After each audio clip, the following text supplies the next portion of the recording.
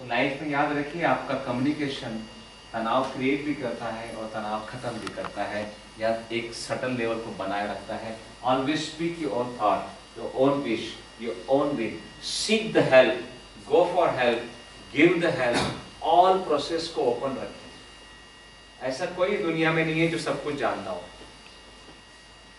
ये तो खाली चरक से काम चलता, सुश्रूष की आवश्यकता क्यों होती, धर्मंतरी की आवश्यकता क्यों होती? कोई भी विद्या अपने आप में कोई एक कहे कि मुझे सब कुछ पता है, ये संभव नहीं है। तो देखो आपको क्या रोकता है मदद मांगने से, अहम रोक रहा है या कॉम्प्लेक्स रोक रहा है, लोग हंसेंगे रोक रहा है, या मैं किसी से क्यों पूछने जाऊं जो अपने आप आएगा मेरे पास। सो कम्युनिकेशन को क्या रखना है आपको, neither you should be aggressive nor you should be passive, it should be assertive.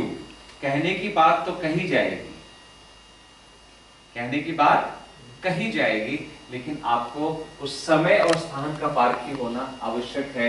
इसमें हम सत्य की बात पे दोबारा आ जाते हैं। एक एनालॉजी में आपको कहना चाहता हूँ, हमेशा मुझे दो भक्त याद आते हैं, अच्छे एक गुरु के दो चेले याद आते हैं। वानप्रस्थ में जाकर, वन में रहकर गुरु के यहाँ साधना करने के बाद, कुछ ज्ञान अर्जित करने के बाद, दोनों अपने अपने जीवन यापन के लिए निकलने से पहले गुरु दक्षिणा देते हैं और आगे अपने अपने शहर की तरफ चल पड़ते हैं।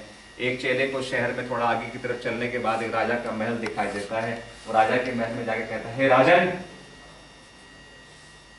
मैं तुझसे कुछ बात करना चाहता हूँ, आइए स्वागत है। आपने ये कहानियों में देखा ही होगा, जब भी कोई भिक्षु जाता है, ऋषि जाता है, तो राजा लोग उसका स्वागत करते हैं। हमारे संस्कार यही रहे हैं।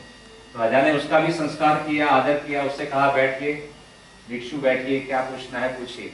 उसने राजा से सवाल पूछे, राजा ने सवालों के जवाब दिए, फिर सवाल पूछे, फिर जवाब दिए, फिर सवाल पूछे, फिर जवाब दिए। जवाब जो दिए उनके आंसर का टोटल किया भिक्षु ने, और जैसे ही आंसर का टोटल किया एकदम बोल पड़ा, आह हे राजन, ये भी कोई तेरी जिंदगी है, तेरी आंखों के सामने तेरा पूरा खानदान खत्म हो जाएगा, ऐसी जिंदगी लेकर क्या करोगे। राजन ने वही किया जो राजा करता है, कमबख्त को जेल में डालो, बेड़ियों में जकड़ो, मेरे सामने मेरे पूरे परिवार के मरने की बात कर रहा है, इसकी इतनी हिम्मत।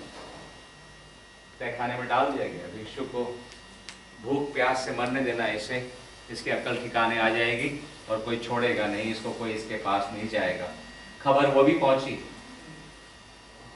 आपके महल में भी दीवारें थी, उनके भी कान थे, उनके दीवारें बोल उठी।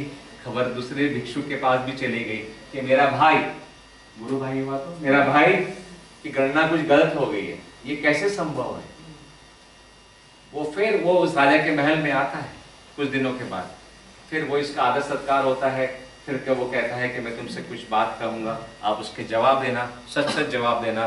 फिर सवाल पूछे गए, फिर जवाब आए, फिर सवाल पूछे गए, फिर जवाब आए, जवाब की गणना हुई। जैसे टोटल हुआ, भिक्षु बोल उठा, वाह महाराज वाह, मजा आ गया, पूरे खानदान में सबसे लंबी उम्र आपने पाई है, मुबारक हो मुबारक हो मुबारक हो। किसने असत्य कहा था? पहले वाले को सिर्फ समय और स्थान का ज्ञान नहीं था कि सत्य को भी बोलने का एक समय और स्थान होता है। शब्द आपके अपने चयन किए जा सकते थे आपके, लेकिन ध्यान रखिए सच कड़वा नहीं था। राजा ने वही किया जो राजा करता है, हीरे मोती दान किए जाए। तो ध्यान से देखो, दोनों का परिणाम इज इक्वल टू क्या निकलने वाला है, दोनों ही सत्य कह रहे हैं।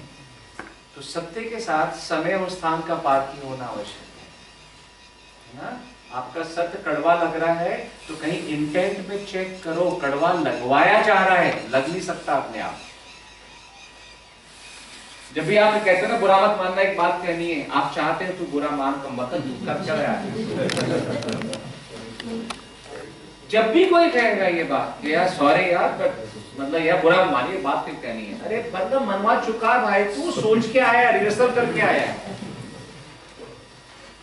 ये फैक्ट है। और सुनने वाला 90% ऑफेंड करता है उस बात को, और आपने पहले प्रॉमिस उससे क्या लिया, बुरा मानिए। आप बोल चुके हो बुरा मानना कर, जो करना कर ले। तो कम्युनिकेशन आपका बेस्ट टूल है। कहने की बात कही जाएगी, फर्म शब्दों में कही जाएगी, है ना, वो कहना जरूरी भी है, और कई बार आपका सुनना भी जरूरी है, कई बार मदद करना भी जरूरी है, और मदद मांगना भी जरूरी है, तभी आपका वर्तुल जो होता है कम्युनिकेशन का वो पूरा होता है। सुनना और सुनाना, सुनकर समझना और समझकर आंसर देना, ना कि सुनकर आंसर देना, दोनों में फर्क है। सो लाइफ के अंदर आपका assertiveness of communication, it's a big tool for your stress